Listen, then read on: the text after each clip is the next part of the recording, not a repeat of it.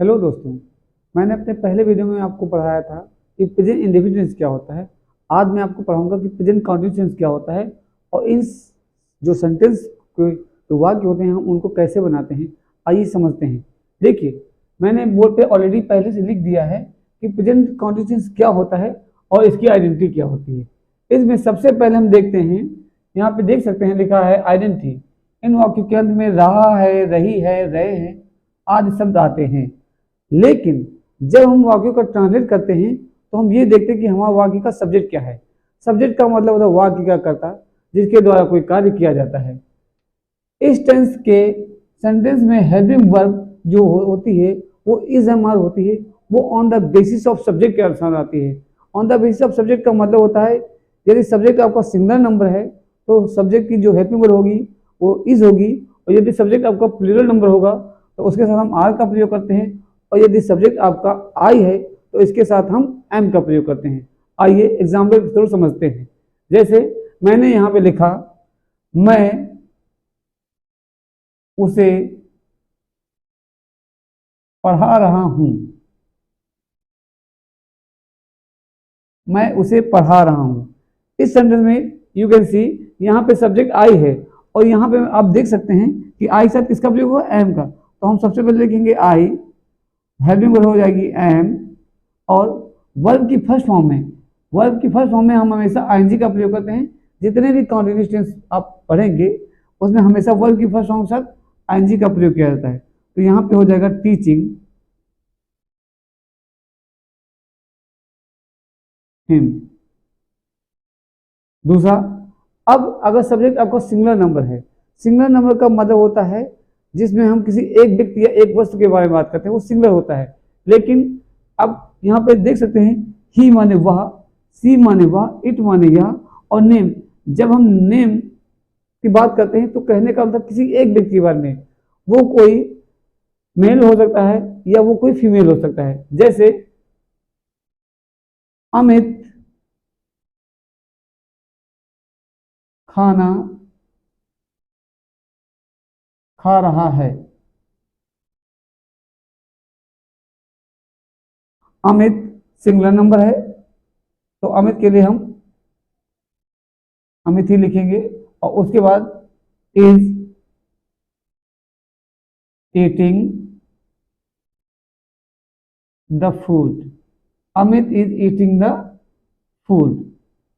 अब इसी तरह से जैसे अगर वाक्य का कर्ता प्लूरल नंबर में यू वी दे होगा तो इसके साथ हम हमेशा आर का प्रयोग करते हैं, जो मैं आपको आगे लिख के बताता हूं।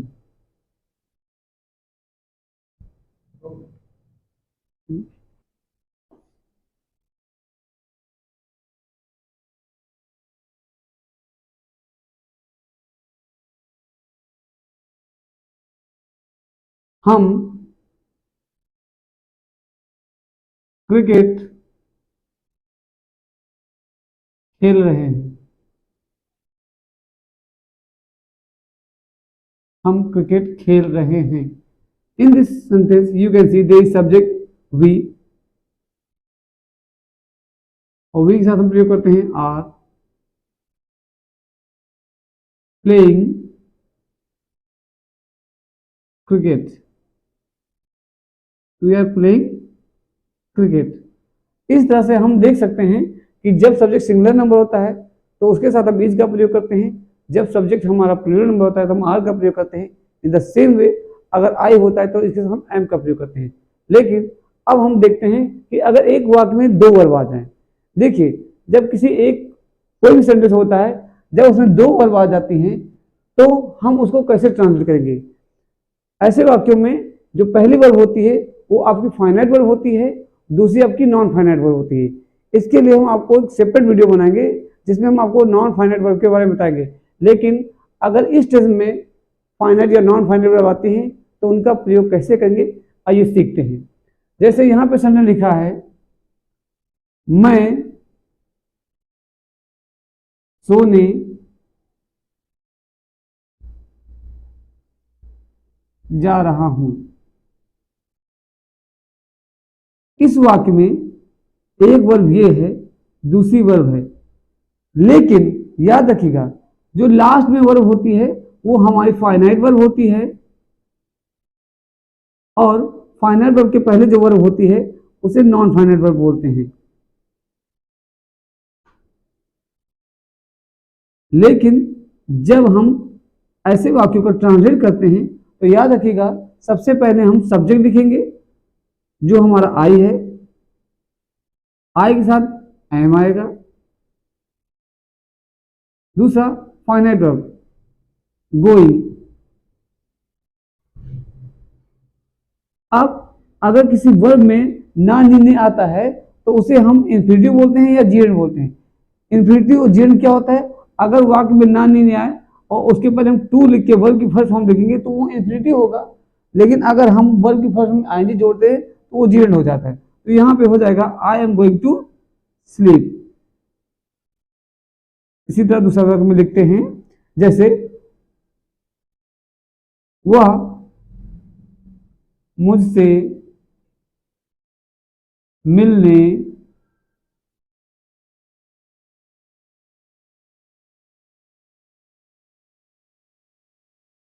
वह मुझसे मिलने आ रही है। अब इस वाक्य में आप देख सकते हैं इसमें भी दो क्रियाएं हैं। अब सबसे पहले लिखेंगे she is coming to meet me. She is coming to meet me. इससे हमें आसानी से देख सकते हैं या समझ सकते हैं कि अगर किसी वाक्य में दो वर्ब आ जाती हैं तो जो लास्ट वर्ब होती है वो हमारी फाइनाइट वर्ब होती है, और उसके पहले जो वर्ब आती है वो हमारी नॉन फाइनाइट वर्ब होती है। लेकिन जब हम ट्रांसलेट करते हैं तो हमेशा सबसे पहले फाइनाइट वर्ब आएगी, उसके बाद नॉन फाइनाइट वर्ब आएगी। अब हम सीखते हैं कि निगेटिव क्या होते हैं। निगेटिव वे वाक्य जिसमें हिंदी का नहीं शब्द आता है, और ऐसे वाक्यों को जब हम ट्रांसलेट करते हैं तो हम सबसे पहले सब्जेक्ट लिखेंगे,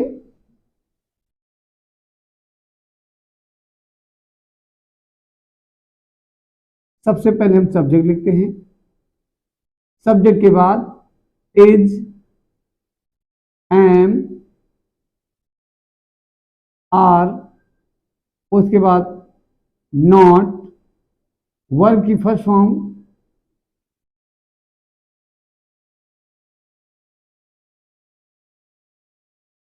ये हमारा निगेटिव का स्ट्रक्चर होता है।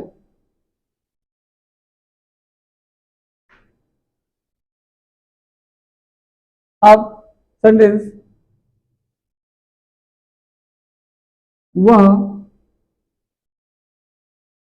कुछ नहीं कर रही है। वह कुछ नहीं कर रही है। इस वाक्य में आप देख सकते हैं सब्जेक्ट आपका सी है। अगर यहाँ पे हम ये हटा देते तो होता वह कुछ नहीं करा है, तो सब्जेक्ट हमारा ही हो जाता। तो हम जैसे लिखेंगे ही, और ही के साथ हेल्पिंग वर्ब हमेशा इज आती है। ही इज नहीं के लिए not,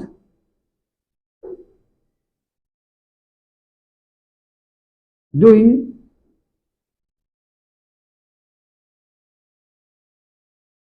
anything. He is not doing anything. मैं उसे नहीं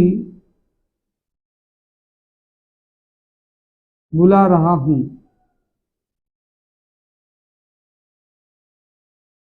मैं उसे नहीं बुला रहा हूं।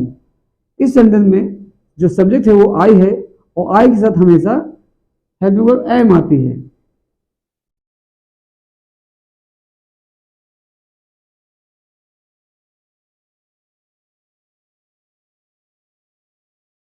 I am not calling her. मैं उसे नहीं बुला रहा हूं। तुम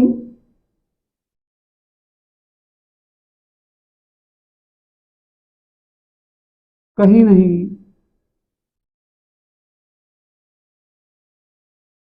जा रहे हो। You are not going anywhere.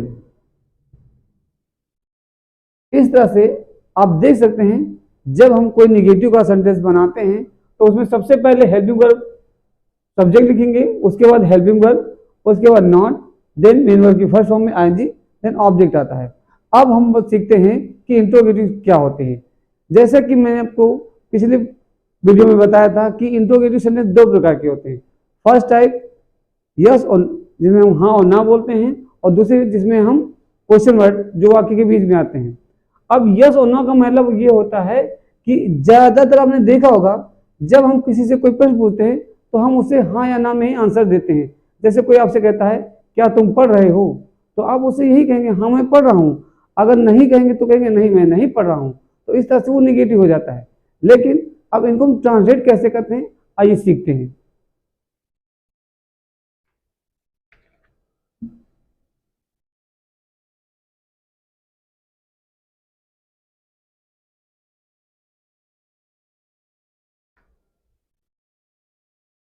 अगर वाक्य यस और नो टाइप होते हैं तो इसके लिए सबसे पहले हेल्पिंग वर्ब आएगी जो is, am, are, subject, verb की फर्स्ट फॉर्म में आईएनजी,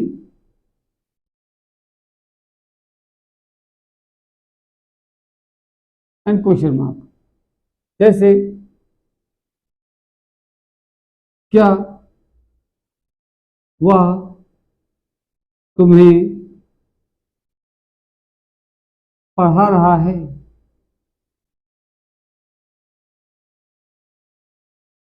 क्या वह तुम्हें पढ़ा रहा है।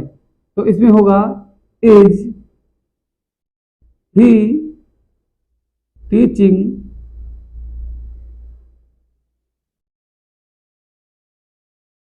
You. Next,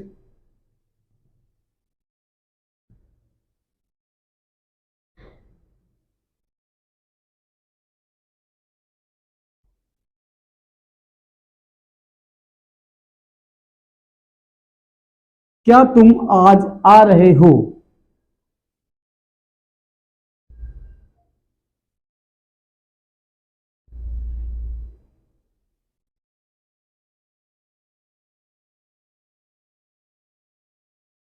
are you coming today. इस तरह से जब कभी यस और नो टाइप के वाक्य दे रखे होते हैं तो उन वाक्यों में सबसे पहले हम हेल्पिंग वर्ब लाएंगे जो कि टेंस के कर्ता तथा उसके नंबर के अनुसार आती है। यदि सब्जेक्ट आपका सिंगुलर नंबर होगा तो इज आएगी, यदि सब्जेक्ट आपका प्लूरल नंबर होगा तो आर आएगा, और यदि सब्जेक्ट आपका आई होगा तो उसके हमेशा एम, और ये हमेशा सबसे पहले लाते हैं, उसके बाद ही सब्जेक्ट आएगा। ऐसा तभी करते हैं जब क्वेश्चन वर्ड सेंटेंस होते हैं और यस और नो टाइप में होते हैं। अब सीखते हैं हम second type interrogative sentence. Second type interrogative क्या होते हैं आइए देखते हैं। सेकंड टाइप का मतलब होता है वे वाक्य जिनमें क्या, कहां, कैसे, कौन आदि शब्द वाक्य के बीच में आते हैं। तो ऐसे वाक्यों का ट्रांसलेट करते समय सबसे पहले हम इनकी इंग्लिश पहले लिखते हैं, उसके बाद on the basis of tense subject के नंबर के अनुसार उसकी हेल्पिंग वर्ब को लिखते हैं, फिर सब्जेक्ट वर्ब की फर्स्ट फॉर्म में आएंगी, देन ऑब्जेक्ट लिखते हैं। स्ट्रक्चर देखते हैं।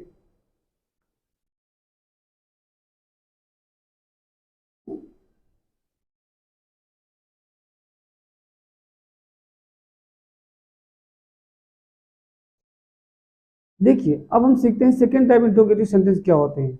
सेकेंड टाइप का मतलब होता है वे वाक्य जिसमें क्या, कहाँ, कैसे, कौन आदि सब वाक्य के बीच में आते हैं। तो जब इस प्रकार के वाक्यों को हम ट्रांसलेट करते हैं तो वी विल नेवर ब्रिंग, है ना, हेल्पिंग इन द बिगिनिंग। ऐसे वाक्यों में सबसे पहले हम क्वेश्चन वर्ड को लाते हैं, क्वेश्चन वर्ड,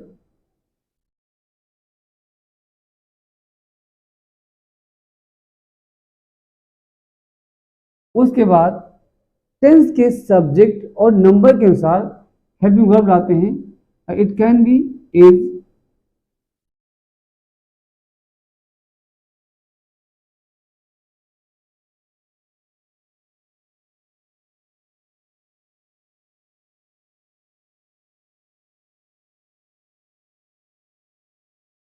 सबसे पहले क्वेश्चन वर्ड को लाएंगे, उसके बाद is am are subject, verb की first form ING, then object लाते हैं। सेंटेंस लिखते हैं, वह यहां क्यों आ रही है।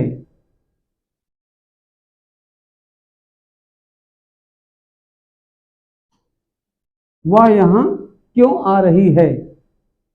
Why is she coming here. Mohan Lucknow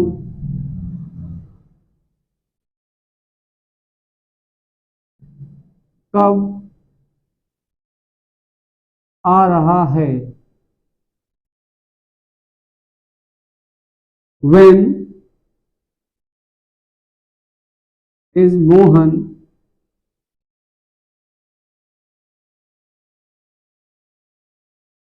coming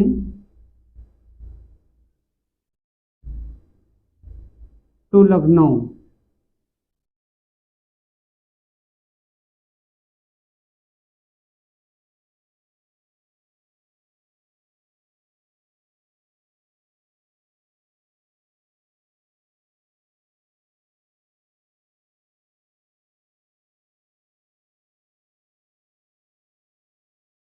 तुम उसे क्यों बुला रहे हो। Why are you calling him। इस तरह से आप देख सकते हैं कि जब सेकेंड टाइप के इंट्रोगेटिव सेंटेंस होते हैं तो उनमें सबसे पहले हम क्वेश्चन वर्ड को लिखते हैं, उसके बाद हेल्पिंग वर्ब, फिर सब्जेक्ट, फिर वर्ब की first form plus ING, then object लिखते हैं, जिससे वाक्य हमारा कंप्लीट हो जाता है। लेकिन याद रखिएगा प्रेजेंट कंटिन्यूअस वाले वाक्यों में ही हम वर्ब की फर्स्ट फॉर्म में आईएनजी लगाते हैं।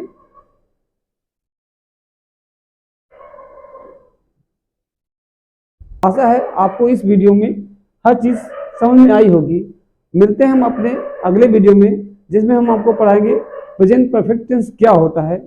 Thank you so much.